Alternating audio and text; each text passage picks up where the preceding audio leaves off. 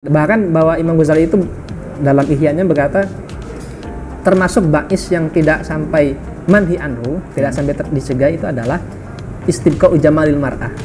Oh, masuk berarti yang tadi itu ya? Supaya dia itu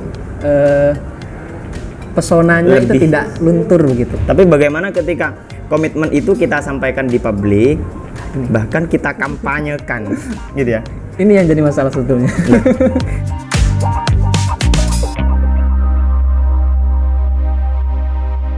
Assalamualaikum warahmatullahi wabarakatuh. Kembali lagi bersama kami di channel Santri Mengaji dalam segmen podcast Ngaji Dampar. Baik, kali ini kita akan membahas sebuah tema yang sedang hangat bersama Bapak Sidki. Selamat malam Pak Sidki. Oh iya, Mas Sidki ya, biar lebih akrab. Dengan Bapak. Oke, kita membahas sebuah tema yang sedang hangat sekarang, yaitu child free. Atau apalah cara bahasa Inggrisnya yang benar, pokoknya saya baca child free biar lebih mudah. Chill itu cabai ya? Bukan chill yang ada D-nya, child berarti ya. Child free. Child free, oke. Child free itu kalau secara bahasa mungkin dapat diartikan dari dua suku kata ya. Ada anak kecil dan juga free yang berarti bebas. Secara sepintas bisa diartikan bebas dari anak kecil. Ya. Kalau lebih tepatnya ya, secara lugotan, secara istilah yang sedang trending sekarang, bisa diartikan sebuah komitmen suami istri untuk tidak berhubungan yang menghasilkan anak pada akhirnya. Intinya mereka tidak mau dalam kehidupan mereka itu ada anak kecil begitu. Lebih tepatnya memilih untuk tidak memilih anak. Ya, memilih untuk entah itu tetap berhubungan atau tidak, maksudnya tidak menafikan berhubungan. Ya. Itu child free yang sedang ramai sekarang. Kira-kira menurut pandangan agama nih, kalau itu kan dari segi psikolog mungkin sudah banyak bertebaran di YouTube. Kalau dari segi syariat sendiri bagaimana? Child free Mas Sidki. Ini langsung ini ke pembahasan ini. Ya, kita obrol-obrolkan tipis-tipis dulu aja. Sebetulnya terkait fenomena child free ini sudah viralnya itu sebetulnya sudah 1 tahun silam sebetulnya. Iya, iya. Tahun kemarin kan kita sudah pernah bahas, di LBM itu sudah pernah bahas fenomena child free, dan itu sudah ada rumusannya. Sudah ada. Dan juga itu sudah ada kontennya Cak Iman itu di Limpedia. Mungkin nanti editor di deskripsi ditampilkan itu. Bisa itu bisa. Dirujuk biar kembali. Tidak mengulang ya. Mungkin kesimpulan dari hasil keputusan-keputusan itu terkait child free yaitu komitmen pasangan untuk memilih untuk tidak memiliki anak, entah itu anak kandung atau anak angkat, dengan segala pertimbangannya. Itu kalau merujuk pada keputusan yang ada, itu sebetulnya tidak sampai haram. Nah, ini ternyata keputusan itu berbanding lurus dengan terkait hukum azl. Azl itu bahasa Indonesianya apa? Dalam bahasa Indonesia itu secara substansinya sama sebetulnya, untuk mencegah wujudnya anak selagi ada potensi dia itu untuk bisa mewujudkan anak. Artinya dengan cara azl. Nah, azl itu salah satu cara, yaitu dengan cara dia mengeluarkan sperma di luar farji, intinya begitulah. Jadi hubungan spermanya tidak dikeluarkan di dalam. Nah, intinya begitulah. Ya. Ini itu azl. Kalau nggak lulus sensor ditit aja ya. Ya, kalau masalah agama kan memang harus terbuka ya. Terbuka gitu. Azl itu hukumnya bagaimana di agama? Nah, untuk azl sebetulnya selain azl juga ada kemarin itu juga mencantumkan referensi terkait pil KB. Pil KB itu kan ketika misal sampai permanen itu juga nanti kontrasepsi bisa sampai haram. Ya. Nah, cuman itu ketika memang sampai merusak alat reproduksi rahim. Kalau sudah sampai taraf itu haram hukumnya. Nah, cuman fenomena child free yang ada itu sebetulnya masing-masing individu yang menganut child free itu tidak sampai merusak alat reproduksi. Berbeda-beda. Caranya yang fenomena yang kebanyakan yang umum itu sebetulnya tidak sampai merusak alat reproduksi. Cuman hanya saja mereka mungkin dengan cara alat kontrasepsi atau dengan cara KB yang memang tidak permanen begitu. Intinya cara menolak anak itu tidak sampai merusak alat reproduksi. Dia itu masih potensi sebetulnya untuk memiliki anak, cuman dia memilih untuk tidak begitu. Nah ini ternyata dulu itu keputusannya sama dengan terkait azal itu ya tadi itu tidak mengeluarkan mani pada tempatnya, tidak mengeluarkan sperma pada tempatnya. Lah terkait azal, ketika berhubungan terus azal itu Imam Ghazali sendiri dalam kitab Ihya-nya itu hanya menyimpulkan dua kemungkinan. Kalau tidak mubah ya makruh begitu saja. Azal itu tidak sampai haram. Di sana memang Imam Ghazali mengatakan ada orang yang mengatakan haram, ada orang yang mengatakan halal. Cuman menurut beliau yang paling tepat pendapat itu adalah kalau nggak mubah ya makruh begitu. Lah, kenapa kok demikian? Karena sebetulnya untuk seseorang itu memiliki keturunan, memiliki anak itu tidak ada kewajiban semacam itu, nggak ada. Dalam Islam itu tidak ada. Hanya saja anjuran. Wajib memiliki anak tidak ada. Tidak ada. Hanya anjuran saja untuk dia itu memiliki anak, memiliki garis keturunan. Karena Nabi itu juga tanah salu kan begitu daunnya Nabi itu, supaya menjadi suksesi untuk keberlangsungan tatanan dunia ini ada itu ditopang oleh kuantitas anak kan begitu, tidak dengan tidak mandek begitu. Salah satu hadis Nabi kan juga menyebutkan besok di hari kiamat Nabi akan berlomba-lomba dengan ini mukatsirun bikumul umam. Ya itu gitu ya. Itu maksud saya hadisnya. Saya apa coba penggalannya? Sepenggalnya begitu intinya. Itu salah satu ruh syariat sebenarnya ya. Iya. Jadi memiliki anak itu anjuran. Anjuran. Fadilah sangat banyak lah untuk keistimewaan mendapat memiliki anak itu banyak. Ya, supaya nanti besok itu kelak ada yang mendoakan. Ya, begitu. Salah satu hadis layang kotiu ibnu Adam idza mata ibnu Adam in qata amaluhu illa min salasin. Salah satunya jariyah, ilmun yang manfaat dan juga waladun yatulahu kan gitu. Kalau nggak punya anak bagaimana mungkin dia bisa orang yang mendoakan. Atau ketika semisal nanti anaknya mati sebelum usia balik, akhirnya kan nanti akan menjadi kado di itu juga akhir nanti menjadi bisa yang menyanfaatkan gitu. Beberapa anjuran syariat yang berkaitan dengan untuk memiliki anak. Ya, lah ketika orang itu meninggalkan anjuran itu dengan cara azl, dengan cara tidak menjima istrinya, kan begitu. Nah, itu hanya berarti meninggalkan anjuran. Tarkul fadilah namanya kalau bahasa Imam Al-Ghazali begitu. Mestinya tarkul fadilah ini ya tidak sampai haram, kan begitu. Tarkul fadilah itu. Tapi kalau saya simak dari pemaparan Mas Sidki tadi itu seakan-akan dalam persoalan ini memang ada beberapa khilafnya.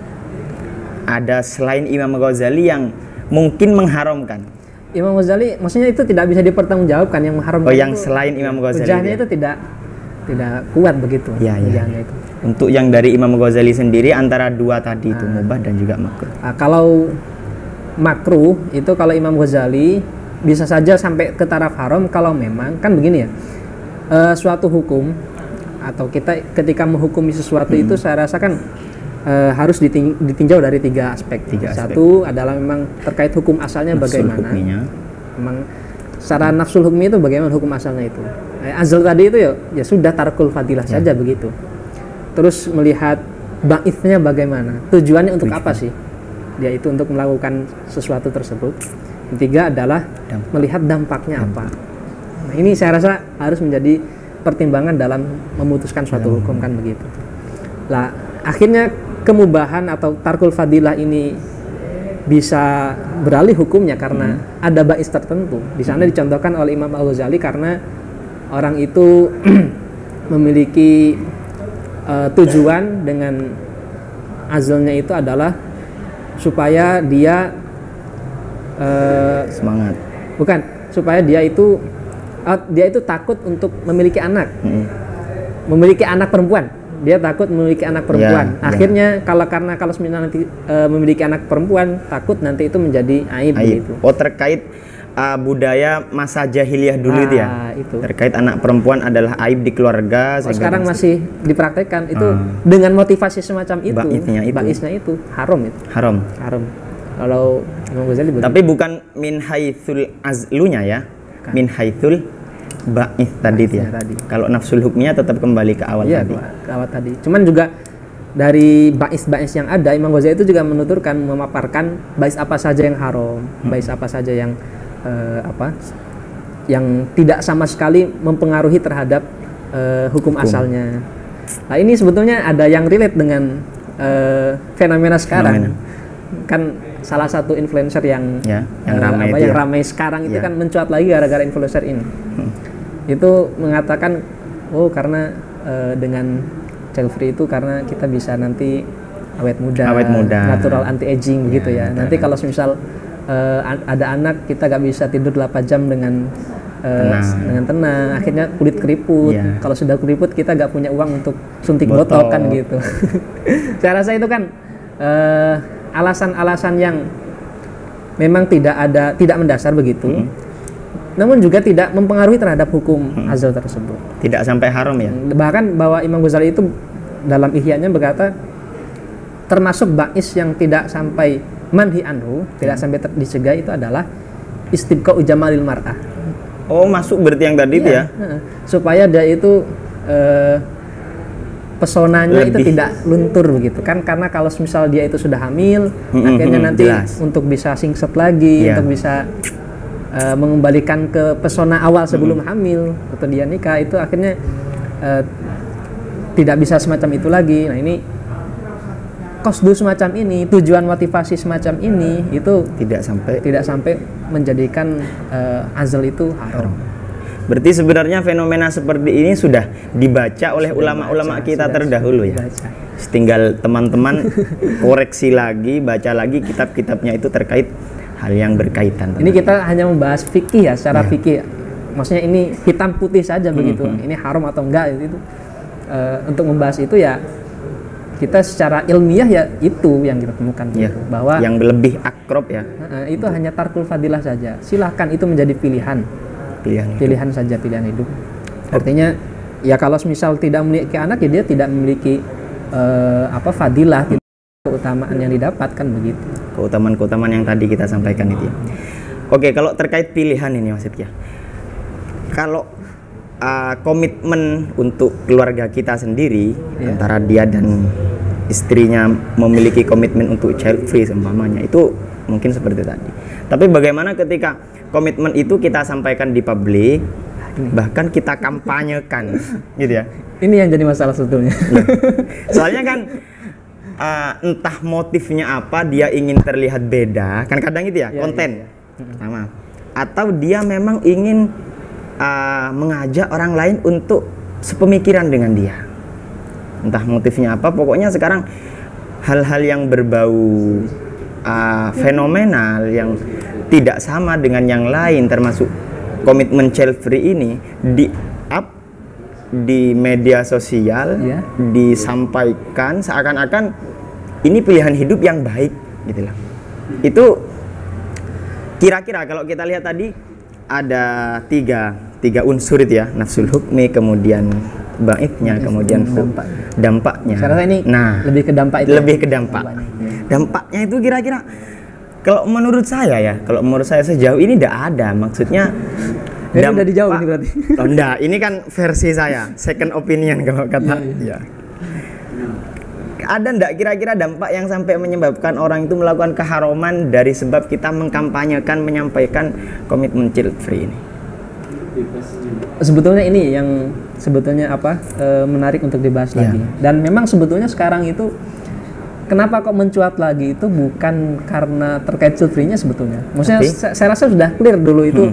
Setelah viral itu ya sudah banyak tanggapan dari kalangan-kalangan sumber terpercaya seperti Limpedia, Online sudah ada itu tanggapan terkait nafsul child free-nya. Cuman terkait bagaimana mengkampanyekan, mengflor gitu ya. Itu, dan yang terbaru itu ya karena itunya sebetulnya dia seperti kontennya itu seperti sebetulnya eksplisit dia itu langsung ngomong, ayo kita child free, enggak sampai begitu. Hanya saja dia meng-up bagaimana sih keindahan yang didapat ketika dia itu child free. Ya. Seakan-akan ini komitmen yang sangat baik gitu ya, yang sangat nyaman, layak untuk diterapkan oleh ibu-ibu muda. Seakan-akan begitu. Begitu sebetulnya. Menurut Anda bagaimana? Kalau menurut saya tadi itu sebenarnya. Jadi kalau kita membahas kan memang diskusi, kita membahas dampaknya. Selama dampak yang ditimbulkan tidak menyebabkan sebuah keharuman, ya maka tidak masalah. Contoh kayak tadi, ketika kita meng-up di akun media sosial kita, kemudian akan menyebabkan orang-orang awam itu mengira bahwasanya, oh ternyata child free itu memiliki anak itu adalah anjuran dari agama. Gitu loh. Anjuran yang kita akan mendapatkan pahala dengan cara melakukan komitmen itu. Nah itu saya rasa sudah jelas ya. Maksudnya kalau memang betul-betul ada sampai pengkaburan hukum gitu ya. Akhirnya persepsi yang awalnya oh ternyata child free itu makruh begitu atau misal child free itu baik gitu, tarkul afdol gitu ya. Akhirnya menjadi oh keharusan ini. Sebetulnya anjuran syariat itu adalah child free begitu. Saya rasa ini sudah ada pengkaburan hukum di sana. Dampaknya itu sangat bahaya kalau itu. Dan itu beberapa kali sebetulnya sudah pernah dibahas tema yang mirip sama, hampir sama begitu ya, seperti bagaimana orang yang mengkampanyekan anti poligami atau ya semacam itu kan karena mengkampanyekan anti poligami itu ketika misal dampaknya itu sampai orang awam itu mengira bahwa wah poligami itu haram sama sekali, mutlak haram gitu. Padahal kan di kasuistik tertentu, di kasus-kasus tertentu itu poligami itu ya juga baik begini gitu. Kalau memang sampai ada pengkaburan hukum semacam itu, sepakat saya haram ya. Tapi kalau sebelum itu, oke kita pakai pendekatan lain coba. Gimana? Pakai pendekatan lain. Kita ibaratkan lah ya, siapa tokoh yang fenomenal dalam persoalan ini itu adalah seseorang yang memiliki pengaruh. Dalam persoalan imam itu kan tidak boleh untuk mengajak rakyatnya melakukan hal-hal yang makruh. Meskipun hal-hal makruh, tapi binisbah lil imam, dia tidak boleh. Imam imam. Ilah dari satu sisi dia juga mempunyai kekuasaan untuk ke sana. Artinya dia mempunyai power di hadapan followernya, di hadapan subscribernya. Kira-kira oke lah azl ini tidak sampai haram, makruh saja. Tapi kalau makruh itu kita kampanyekan kepada orang-orang, kita ajak orang lain untuk melakukan kemakruhan. Nah, apakah itu juga tidak sama dengan persoalan yang tadi? Saya rasa kalau misalnya konteksnya memang seperti imam begitu ya, karena punya super power begitu kan, untuk mengajak kemakruhan orang yang enggak melakukan kemakruhan ya nanti ada sanksi mestinya begitu. Jadi saya rasa ini kalau melihat realitas sekarang yang ada, ternyata kan yang ada itu ketika isu ini mencuat di media, justru penolakan lebih banyak, lebih dominan saya rasa. Karena yang dibawa itu kan budaya barat, akhirnya sedangkan orang itu orang timur kan begitu, orang Indonesia. Ini sudah menyalahi budaya begitulah, budaya Indonesia. Akhirnya pada realitanya dengan isu yang dia tampilkan itu sama sekali tidak ada pengaruhnya saya rasa. Juga tidak sampai orang awam itu wah kayaknya child free harus menjadi keharusan bagi kita. Tidak sampai begitu. Justru masih banyak kok orang-orang yang memang masih berpandangan bahwa berkomitmen bahwa memiliki anak itu juga baik, bahkan lebih baik, bisa bahagianya lebih daripada sekedar child free begitu. Artinya secara konsep kita sepakat ya. Sepakat kalau secara konsep, maksudnya kalau tadi itu ya, kalau sampai ada pengkaburan hukum atau pemaksaan sampai harus melakukan perkara yang makruh, saya nggak bisa lah kalau gitu. Tetap haram ya. Kalau sampai hal yang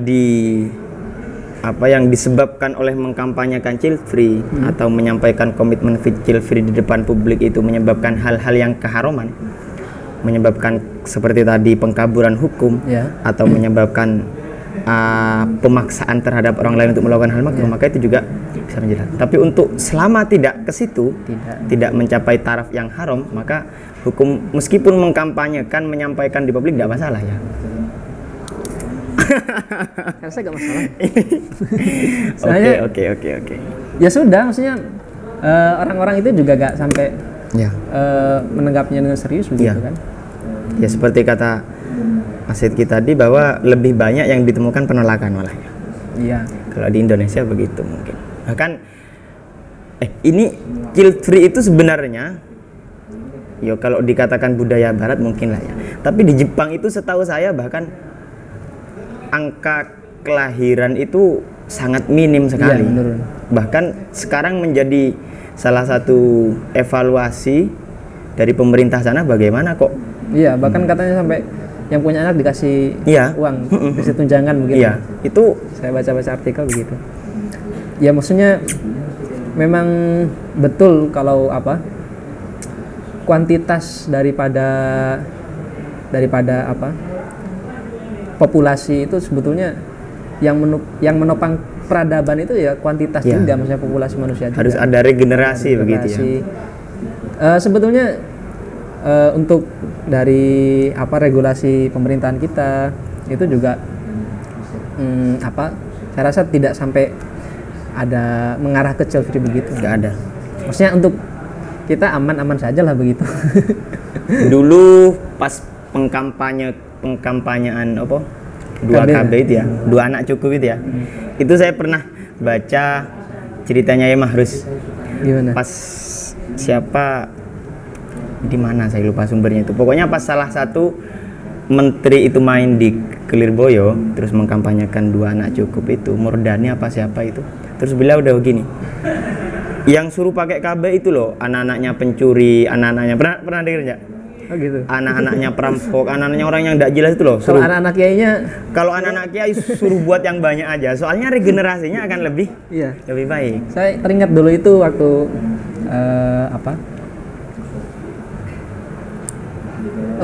pembahasan terkait poligami. Poligami itu bisa saja menjadi niat yang baik, menjadi perilaku yang baik begitu ya. Kalau memang tujuannya adalah ketika dia itu adalah orang yang alim, orang yang memiliki keturunan yang baik, akhirnya supaya generasinya itu banyak, populasi dia itu banyak begitu. Itu justru dianjurkan untuk poligami supaya banyak itu orang-orang yang melanjutkan. Kiai-kiai kita di Indonesia sendiri kan banyak yang seperti itu. Istrinya ada berapa, anaknya puluhan itu. Bahkan kan sebetulnya ini kalau mungkin di salah juga. Satu karyanya Sayyid Muhammad itu menyinggung terkait child free ini. Artinya kalau misal orang itu punya prinsip untuk tidak memiliki anak, itu sebetulnya bahwa bahasa beliau itu adalah ini adalah prinsip yang menyimpang begitu, karena fitrah manusia itu ya mestinya berkeinginan untuk dilanjutkan generasinya kan. Tidak sampai haram tapi dong. Enggak, tidak ada sampai bahasa semacam itu enggak ada. Cuman ini adalah prinsip yang menyimpang. Ya, baik. Dan beliau mengatakan bahwa ini bisa saja ini adalah konspirasi sebetulnya. Jadi konspirasi Barat itu, ini saya juga baca-baca artikel begitu dikit-dikit lah. Itu katanya bisa saja ini adalah konspirasi bahwa mereka orang-orang Barat itu memflorkan untuk child free, untuk tidak memiliki anak supaya orang-orang atau musuh-musuhnya itu populasinya sedikit. Ketika populasi sedikit itu rentan juga untuk ketahanan. Untuk diserang, untuk dijajah begitu ya. Sehingga pokoknya punya anak itu nggak baik. Intinya kalau punya anak itu bagus lah. Bagus. Untuk populasi manusia itu baik. Untuk regenerasi. Oke, sepertinya diskusi kita agak panjang dan mungkin dari beberapa obrolan kami yang agak panjang tadi ada beberapa. Ini bukan Mufti apa Ngaji Dampar? Ngaji Dampar. Oh, Ngaji Dampar. Podcast Ngaji Dampar. Mungkin ada beberapa hal Laju yang dampar dapat yang bukan mufti ya ini ya. Bukan. Kalau dampar-dampar kemarin mufti kemarin. Pak Fayumi, Pak Budala mufti. Iya. Ini yang bukan mufti ya. Loh, hostnya agak dihitung. Hostnya kan mufti juga yang kemarin-kemarin maksudnya. Kalau ini juga bukan mufti soalnya. Intinya semoga dari obrolan kita dari awal sampai akhir ada beberapa manfaat yang diambil oleh teman-teman. Amin. Buruknya bisa dibuang, baiknya bisa diambil. Mungkin hanya sekian dari kami dan Mas Sidki, kurang lebihnya mohon maaf. Wassalamualaikum warahmatullahi wabarakatuh. Waalaikumsalam warahmatullahi wabarakatuh.